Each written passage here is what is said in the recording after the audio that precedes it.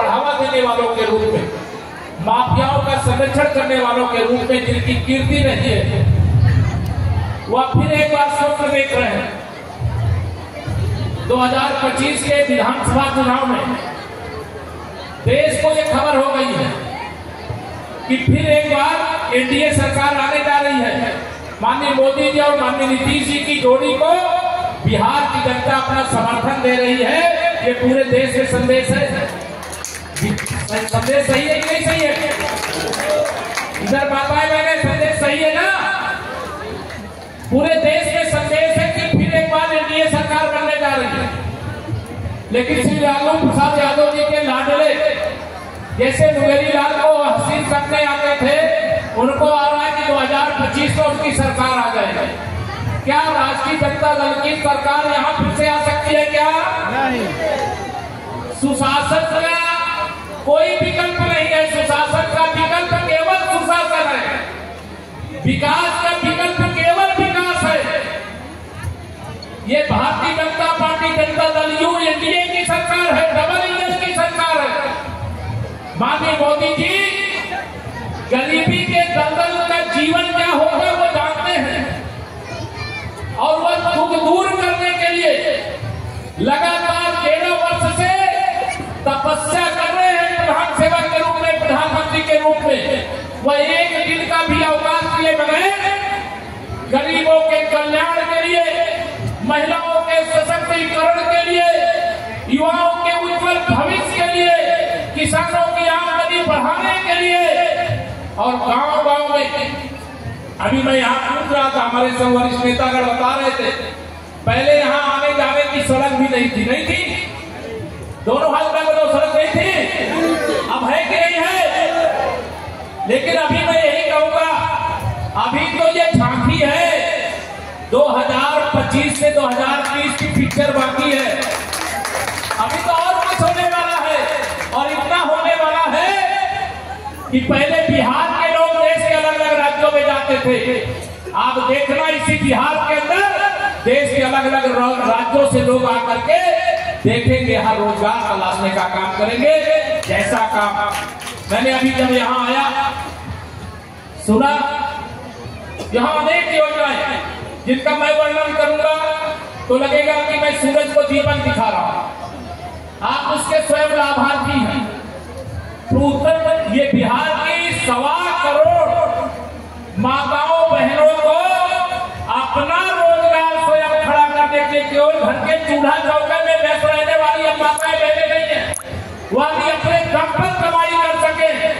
इसके लिए बिहार की 1.25 करोड़ महिलाओं के खाते में 10-10 हजार रुपया भेजा गया कि नहीं भेजा गया? अब पहले जब ये कांग्रेस और लालू यादव जी वाली पार्टी, राष्ट्रीय जनता दल या सरकार में होते थे, अगर 10 हजार भेजते तो 1500 रुपया आपको मिलता।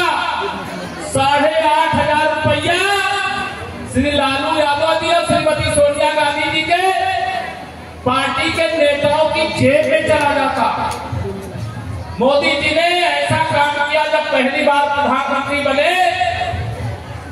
प्रधानमंत्री जनधन योजना का खाता खुलवाया। कोई बिचौलिया बीच में छोड़ा नहीं।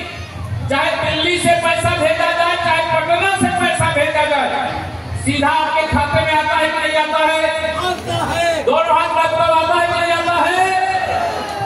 ये माननीय मोदी जी हैं, इसलिए मुमकिन हुआ है। आजकल ये विरोधी मोदी जी को प्रधानमंत्री की कुर्सी से हटाना चाहते हैं, और यही विरोधी बिहार से नीतीश कुमार जी को मुख्यमंत्री की कुर्सी से हटाना चाहते हैं।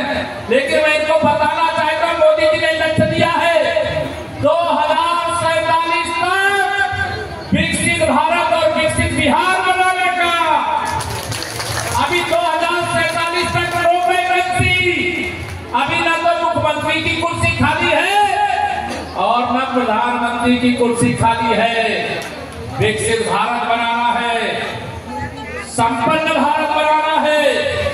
दुनिया की सबसे ताकतवर हमारी सैन्य शक्ति है। अभी आपने देखा है जब हमारे पहलगाम में जो हमारे ही देश के नागरिक थे, घूमने के लिए गए थे, वहां पर पाकिस्तान में प्रशिक्षण प्राप्त आतंकवादी आए और महिलाओं को अलग किया, पुरुषों को अलग किया, पूछा तुम हिंदू हो कि मुसलमान हो?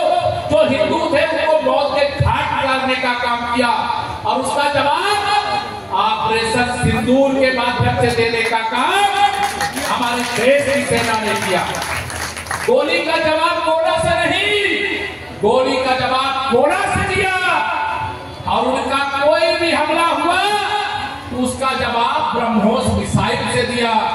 आतंकवादियों को प्रशिक्षण देने वाले अड्डों को तबाह कर दिया।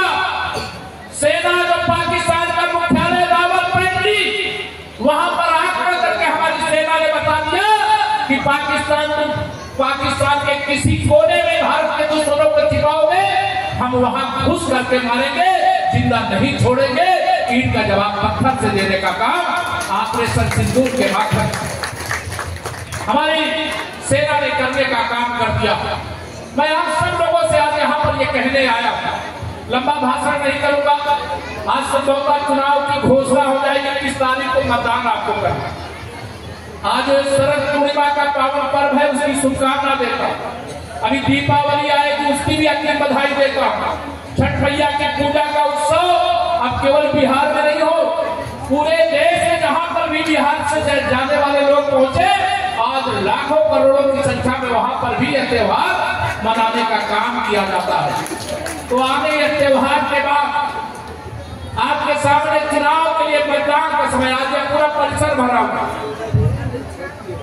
और एनडीए के गठबंधन में यह सीट कमल के फूल के खाते में आएगी और कमल के फूल के खाते में आएगी। तो मैं इतना ही आपसे कहने आया हूं, जैसे ये परिसर में जगह नहीं है, मैं देख रहा हूं चारों तरफ खचाखच भरा हुआ है, वैसे ईवीएम मशीन भी आपके आशीर्वाद से कमल के फूल से खचाखच भरी होनी चाहिए।